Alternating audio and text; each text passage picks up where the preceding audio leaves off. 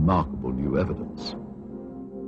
If this film indeed corresponds with Vereshchagin's story, what we are looking at is the scene of the crash site in Pereyaslawski, as viewed by a camera on top of a military truck. The focal point of this scene is here, and indeed appears to be a disc embedded in the ground. Here we see soldiers exiting the truck, led by a captain. The troops are met by another officer, this one a major, and then they join other soldiers and officers already on the scene. This footage is one of 4 reels of film acquired during our investigation. Explore it. This film footage certainly seems to depict interest by Russian military personnel in the object that is seen sticking out of the ground.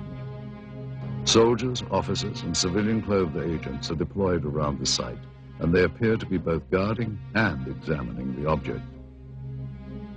This is what we found on one of the 4 reels of film obtained in Russia. After viewing the footage, we were able to determine that it was most likely shot with 2 separate cameras.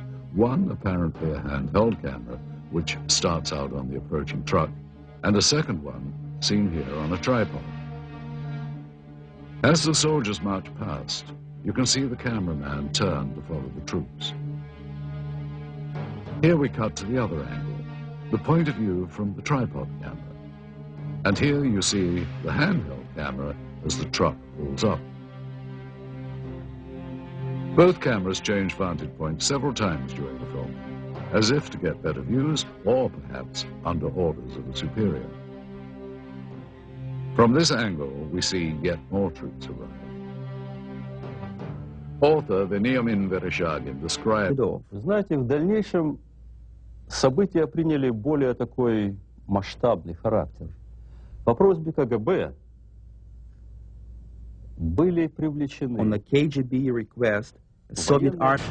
And here you see the man who is probably the head KGB agent directing the cameraman to point his camera toward the disc. A total of almost 1,200 feet of negative were recovered just on this crash site. It is possible that more film was shot, but this is all that we were able to obtain.